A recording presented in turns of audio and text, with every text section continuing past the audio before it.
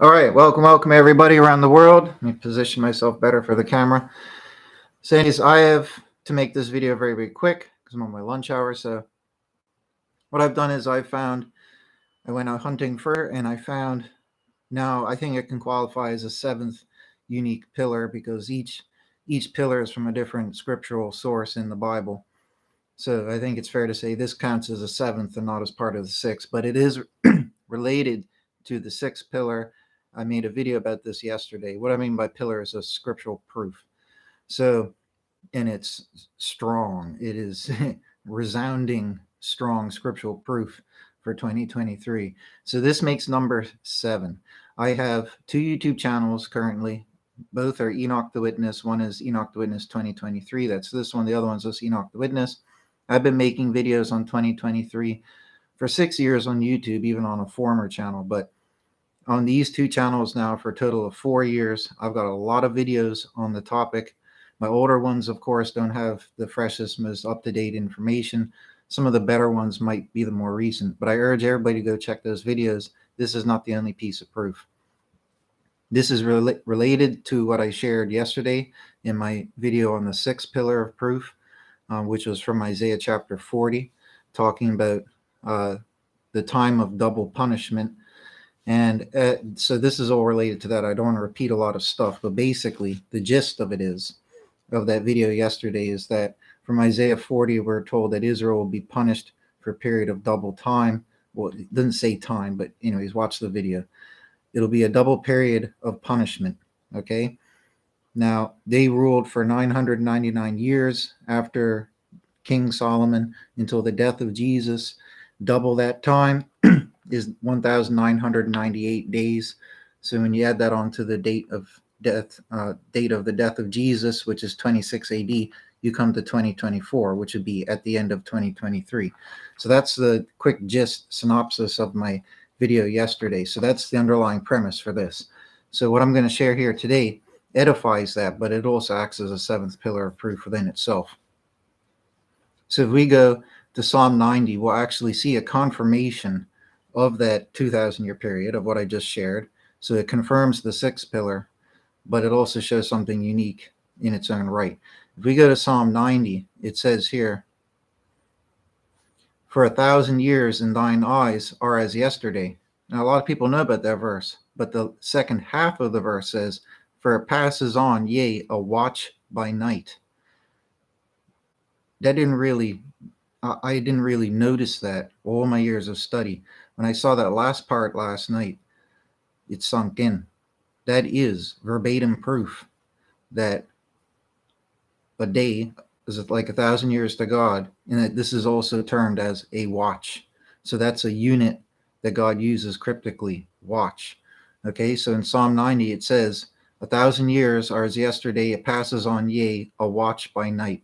So 1,000 years qualifies as a watch. Why is this striking? I've made other videos before where talking about the use of the word watch in the Bible. Very excellent videos. And I don't have time to get into all that stuff here today, but that's a very important topic. Daniel talks about it. Watch and wait until the end days. Jesus talks about it. It's all tied into waiting and watching for 2023 if we had the wisdom to crack the cryptic code in all the prophecies. So watching is very important, but there is a time where there's many times where Jesus teaches us to watch. There's countless important verses on that, but there is a time that's in the Gospels. We can see it in Matthew 26, where they're by the Garden of Gethsemane, and Jesus went away into the to the side, to the wilderness a little bit to pray, and he left the disciples there, and he said, "Watch, don't fall asleep. Watch and wait for me to come back." And as I've said before, this is a poetic and cryptic allusion to his return to the world at the end of days. He's telling them to watch and don't fall asleep at that point, and when he went to pray there. And it's highly 100% reflective on all the times and verses where he instructed us through wisdom to watch and wait for the end days and his arrival. So it's obviously a reference. So he's told the disciples, "Watch, don't fall asleep. I'm going away to pray, and I will come back to you." He went away to pray. He came back, and they had fallen asleep. He called that the first watch. He then went again. He says, "Try again." He went away to pray, came back, but they're asleep a second time. He called it the second watch. Okay, we can see this story told in the Gospels. It's in Matthew 26. Okay, so interestingly, I'll read a little bit. He says, "Exceedingly sorrowful is my soul until death. Abide ye here and watch with me." And having gone forward a little, Jesus, fell on his face, praying, saying, "My Father, if it be possible, let this cup pass from me. Nevertheless, not as I will, but as thou." And he cometh to the disciples after, and findeth them sleeping. He said to Peter, "So you are not able 1 hour to watch with me? Watch and pray that ye may not enter temptation. The spirit is forward, but the flesh weak." And a second time, having gone away, he prayed, saying, "Father, if this cup cannot pass away from me, except I drink it, thy will be done." And having come, he findeth them again sleeping, for their eyes were heavy. And having left them, having gone away again, he prayed a third time, saying the same word. And then he came back and said, "Sleep on henceforth," and so forth. So this is the story told, but it's important because it talks about 2 watches where the people failed. Okay, and he came back again as well. But importantly, it stresses they failed for 2 watches. I combed over all the references. It doesn't say they failed on the third, but it says they failed on the first, and it says they failed on the second. It's the way it's written, where he comes back on the third and makes an announcement, but he doesn't specify that they also failed on the third time. Okay, so in all fairness, they failed twice. They failed on the first 2 watches. If a watch is 1,000 years, like Psalm 90 just said, then that means we have that 2,000-year period that I aforementioned in my prior video, okay, which ties over to Isaiah 40, which would be from the death of Jesus until the end of the year 2023. That is the period of double punishment. And as I showed in that video, it's related to this cup of punishment that, is talked about in the verses that I covered in that video, and some of which were in Revelation, such as Revelation 18.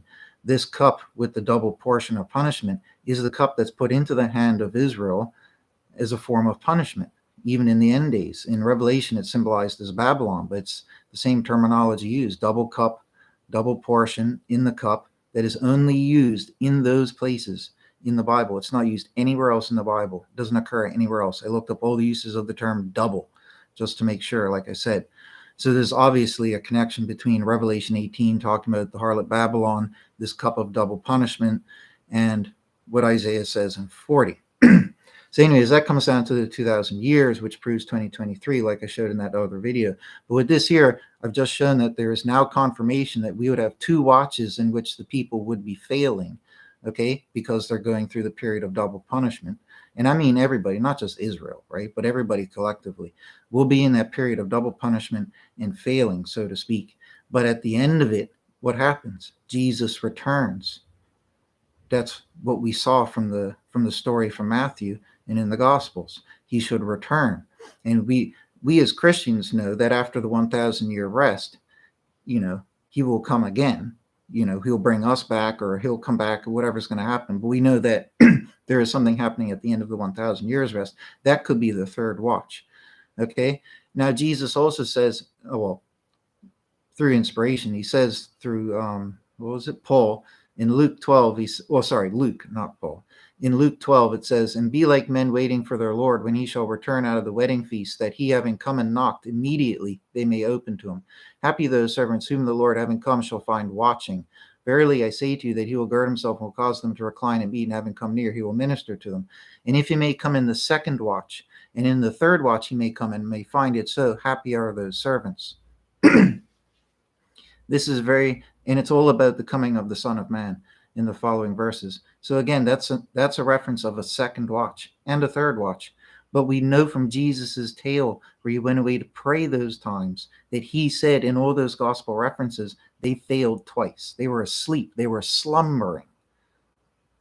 There's many other verses in the New Testament that say, "Do not be like the other brethren in slumber. Watch, be ready, waiting and watching for the arrival of the Lord." You can only do that if you know roughly when it's going to happen in 2023, at the end of 2023. So I think it's a very strong precedent from the stories in the Gospels about the 2 watches failed, okay? Connecting over to the 2,000 years, which is the double punishment, which ends in 2023, okay, as proven by Psalm 90. And what's even more astounding is like how Jesus said in that instance in Matthew, that when he went away to say that special prayer, he said to God, it was all about the cup. The cup of what? Well, there's the cup of his blood in the new covenant, But the other use of the term cup in Old and New Testament talks about the cup of God's wrath. Okay? Now, this fits 100% perfectly. What Jesus said fits perfectly with my video from yesterday about the sixth pillar, Isaiah 40, and all of that, this cup of double punishment. Jesus, at this point, at Gethsemane, has just gone away and said, I'm holding a cup. He's talking to God. Take this cup from me. Okay? This is the cup of wrath. We then hear in Revelation, now check it out. Look, in Revelation 16:19, and it came, the great city, into three parts, and the cities of the nations stood full. And Babylon, the great, was remembered before God to give to her the cup of the wine of the wrath of his anger. And again in 17:4, and the woman was arrayed with purple and scarlet color, and gilded with gold and precious stone and pearls, having a golden cup in her hand, full of abominations and uncleanliness of her whoredom. That might be her own cup, actually. But in Revelation 18:6, where it says, render to her as she did render to you, and double to her doubles according to her works. In the cup that she did mingle to her double. So she probably has her own cup, but there's this cup of wrath of God. So when Jesus said that prayer, and he's talking about take this cup away, Jesus was of Israel. He was the Messiah of Israel. He knew that Israel, right at his death, which was coming, he went away to pray because he was sorrowful about death. Read the verses. He knew he was about to die. He was going to die in 26 AD. And then would come the 1,998 years, the double period of time of punishment, which would end and conclude with the arrival of the end days at the end of 2023. Okay, so that's what Jesus was foreseeing and going through his mind. And he said to God, take this cup. What is that cup? That's the cup that's going to go over to Israel. Okay, the cup of the double wrath. And that's what we're seeing happen. This is astonishing that Psalms 90 confirms 1,000 years is called a watch. Okay, in that Jesus said we would fail and be asleep for 2 watches. It lines up, like I said, with my video from yesterday. This is all within itself triangulated. So this is a seventh pillar, a seventh pillar of proof, because these are coming from separate chapters and verses. So altogether now I have 7 pillars of scriptural proof for 2023. I don't think it could be concreted in any further. The very fact that Psalm 90 said that 1,000 years is equal to a watch, that it is absolutely sealed in place that 2023 is going to be the end. Okay, it could be at the very end of the year. And people have to get ready now. You really have to get ready, because you couldn't ask for more evidence. There might be an 8th pillar of proof. I don't know. But how much more do you need? I mean, 7 pillars of evidence. Maybe I made a video the other day, maybe a week ago, where I went through 5 pillars. Because at that point I had found 5 pillars of scriptural proof. So I do have a recent video where I did a nice synopsis of all 5. But after that, I discovered a 6th pillar just the other day. And then now the 7th pillar. So altogether 7. Okay, so I'd recommend, if you're going to watch any of my 2023 videos, it's this one, the one from yesterday about that 6th pillar, and then that synopsis video where I go over all 5. I can't remember what all the videos are titled, but they've got 2023 in the title. Okay, I'd urge you to at least go watch those videos. Might only be an hour and a half or something altogether. It's less than 2 hours altogether. Astounding evidence, all my own discoveries, 100%, copyright, everything. This is the year of the end. So everybody take care. God bless you all.